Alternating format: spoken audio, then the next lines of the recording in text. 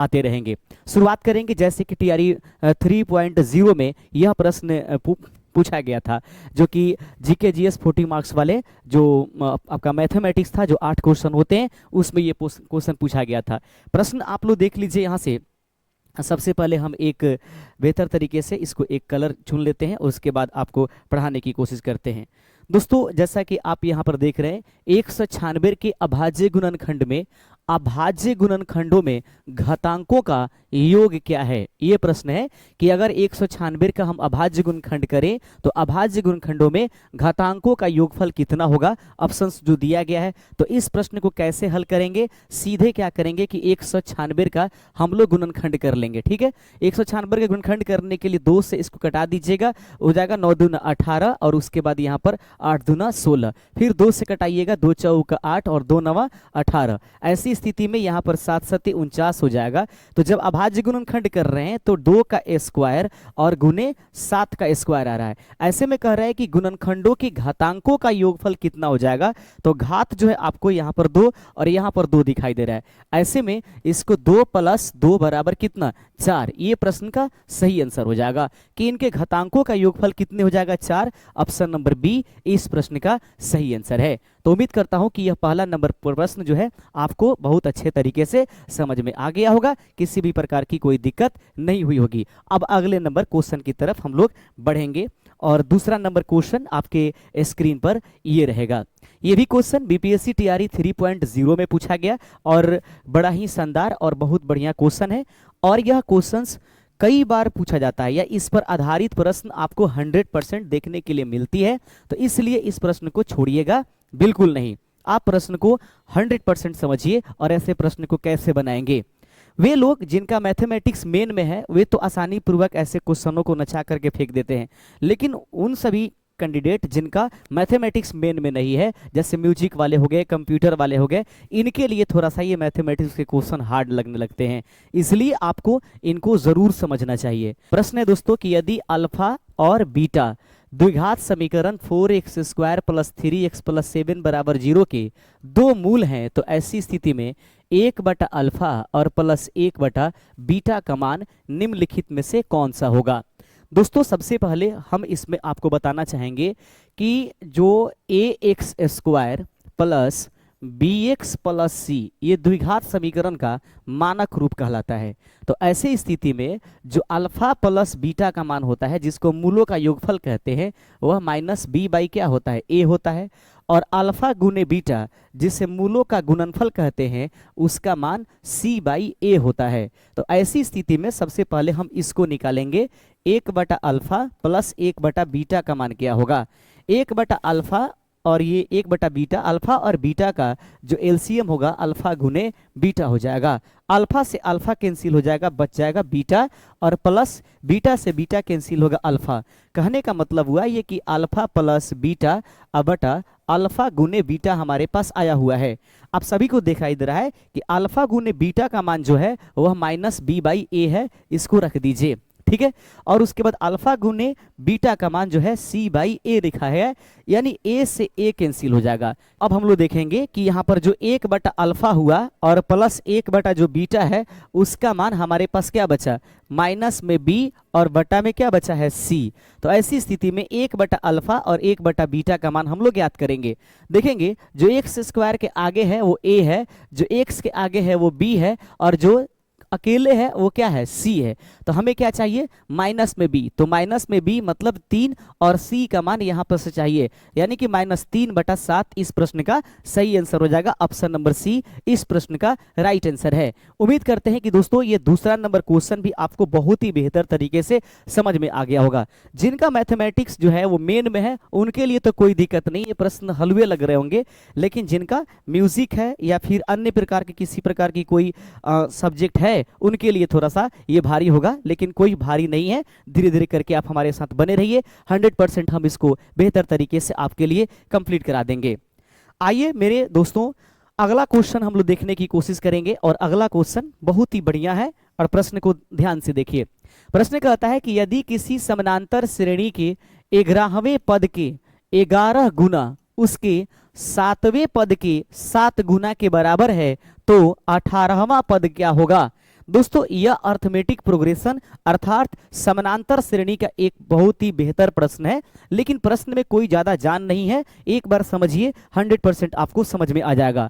कहता है दोस्तों कि किसी समानांतर श्रेणी के 11वें पद के 11 गुना, तो मान लीजिए समानांतर श्रेणी का पहला पद जो है वह क्या है, ए है, ठीक है, और उसका सारवंतर क्या है, डी है। आपको ध्यान में रखना है सारवंतर और उसके बाद पहला पद। 11वां पद को हम लोग लिख सकते हैं a प्लस 10d। थोड़ा सा भी आप पढ़े होंगे तो आप जानते होंगे 11वां पद को a प्लस 10d लिखेंगे बराबर। उसके बाद कह रहा है 7वां पद, 7वां पद को मेरे प्यारे साथियों लिख सकते हैं a प्लस 6d, ठीक है। अब कहता है कि 11वें पद का 11 गुना, तो 11 से गुना कीजिए। 7वें पद के कितने, 7 गुना, यानी इसमें 7 से गुना कीजिए। दोनों आपस में क्या है, बराबर है, तो आपको 18वां पद निकालना है। 11 में a से गुना कीजिएगा 11a, 11 में 10 से गुना कीजिए 11 दहा का 110, आपके पास d आ जाएगा।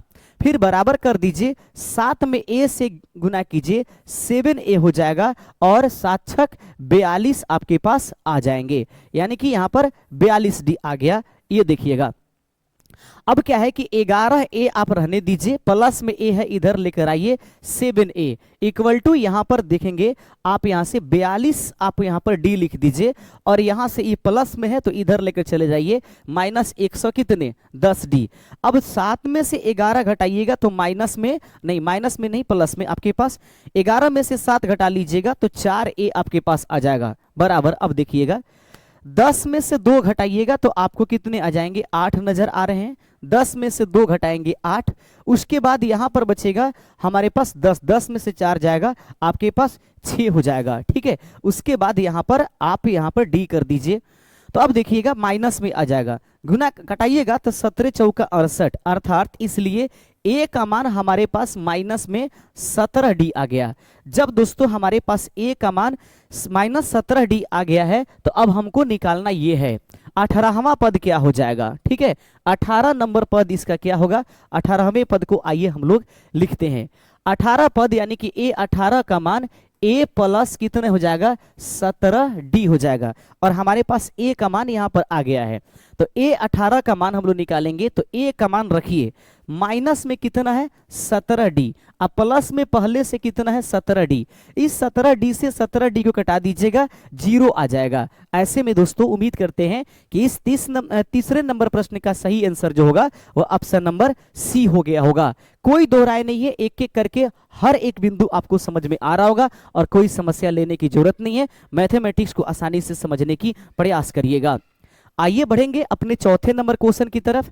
दोस्तों देखिए जीके जीएस जो है हम अपने मतलब वेकम इत्यादि से करा देंगे, ठीक है, मोबाइल के सहायता से करा देंगे, लेकिन मैथमेटिक्स जो की है उसको सॉल्यूशन करना पड़ेगा, इसलिए इस तरीके की क्लासेस हम आकर के आपको सॉल्यूशन कराएंगे। प्रश्न कहता है चौथा नंबर, देखिएगा चौथा नंबर प्रश्न बढ़िया है, प्रश्न को गौर से समझिए पहले, उसके बाद हम लोग कुछ करेंगे। यदि किसी वृत्त की परिधि और त्रिज्या के बीच का अंतर 37 सेंटीमीटर है तो वृत्त की परिधि कितनी हो जाएगी। बहुत ही बढ़िया प्रश्न है। कहता है कि किसी वृत्त की परिधि और त्रिज्या के बीच का अंतर जो है 37 सेंटीमीटर है, तो आपको वृत्त की परिधि बतानी है कि वृत्त की परिधि कितनी हो जाएगी। कुछ नहीं करना है, आराम से देखिए। पहले तो आप मान लीजिए कि वृत्त की परिधि क्या है 2 पाई r होती है, ठीक है। वृत्त की त्रिज्या क्या होती है r होती है, दोनों का अंतर बोल रहा है कि 37 है, ठीक है। अब देखिएगा दोनों में क्या होगा, r कॉमन है, r निकाल लीजिए। 2 गुने पाई का मान 22/7 आप यहां पर अप्लाई कर दीजिए, माइनस में 1 कर दीजिए, इक्वल टू क्या हो जाएगा 37 कर दीजिए, r रहने दीजिए। देख लीजिएगा आप क्या होगा, 22 दूना 44, ये 44/7 हो जाएगा, माइनस में 1 और बराबर में क्या हो जाएगा 37। अब देखिए r को पुनः ऐसे ही रहने दीजिए। अब देखिए 44 और 7 एकम 7, ये घटा लीजिए, बटा में कितने आ जाएंगे आपके पास 7 आ जाएगा, और 37 बटा कितने आ जाएंगे, बस 37 रहने दीजिए, 37 बटा मत कीजिए, थोड़ी देर में हम इसको बटा में लाएंगे, ठीक है। 37 रहने दीजिए। 44 में से जब 7 घटाएंगे तो आपको r का मान जो होगा, ये r का जो बगल में आएगा ये r ऐसे, 44 में से 7 घटाइएगा तो यहाँ पर 37 बटा कितने आ जाएंगे 7 आ जाएगा, बराबर कितने हो जाएंगे 37, ठीक है। तो ऐसी स्थिति में इस 37 से इस 37 को कटा दीजिए, r बटा के आ जाएगा 7 इक्वल टू इधर कुछ नहीं बचा तो 1, तिर्यक मल्टीप्लाई कीजिएगा 7 एकम कितने हो जाएंगे 7। ऐसे में r का तो मान हमारे पास कितना आ गया 7 आ गया।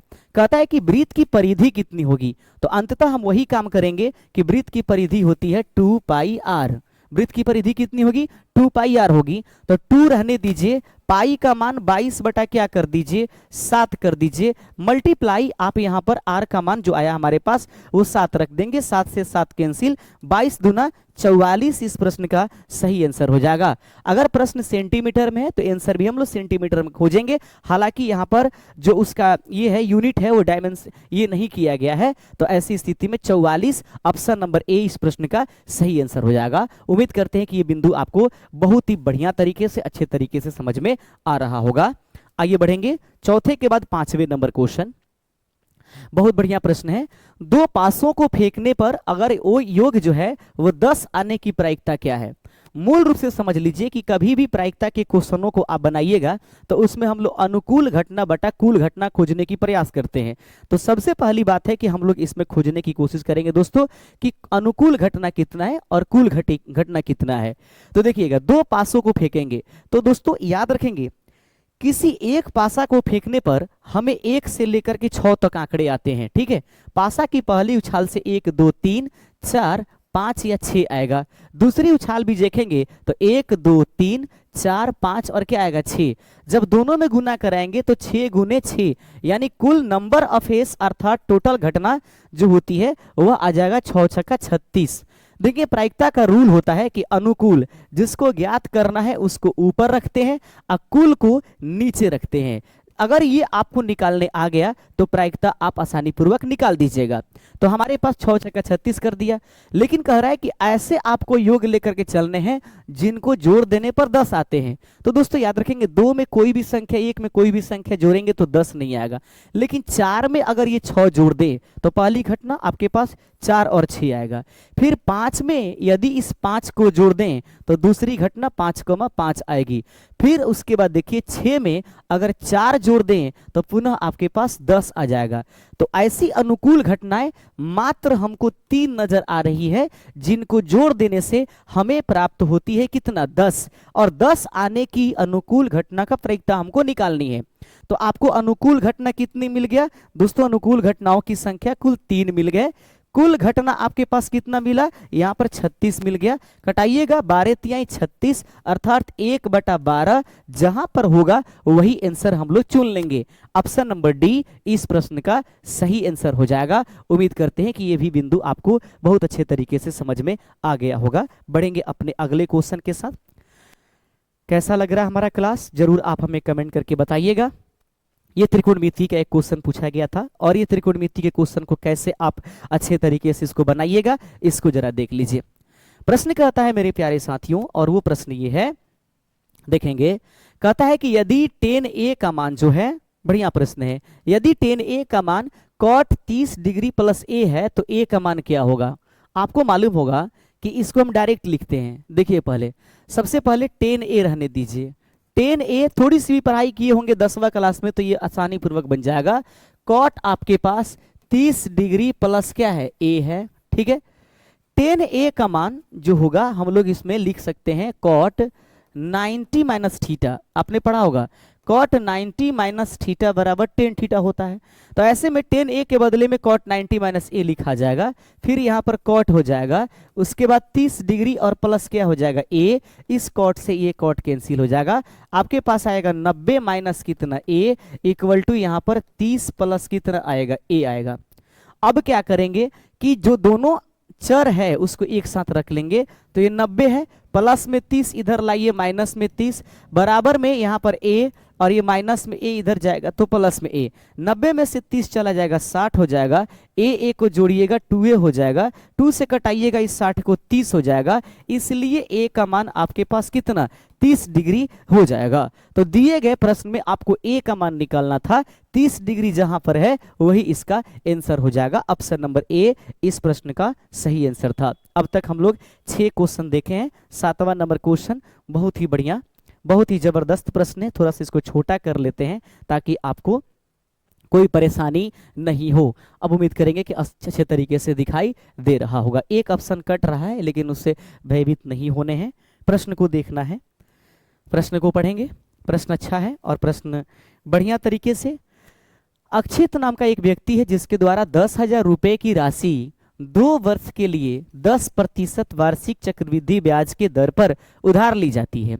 2 वर्ष के बाद उसे भुगतान की जाने वाली चक्रवृद्धि ब्याज और राशि क्या हो जाएगा।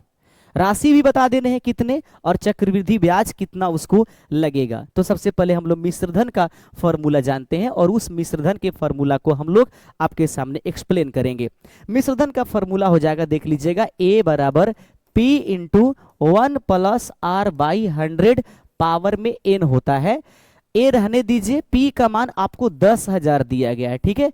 उसके बाद 1 प्लस R का मान 10% बाई 100 कर देंगे, पावर में 2 कर दीजिएगा, इक्वल टू यहाँ पर 10,000 आपके पास हो जाएगा।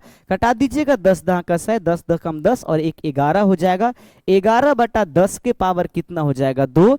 ऐसी स्थिति में यहाँ पर आपको 10,000 कर देंगे और 11 बटा 10 और गुने 11 बटा 10 कर देंगे। 1 0 से 1 0, 1 0 से 1 0, इकाई दहाई सैकड़ा हजार और क्या 10,000।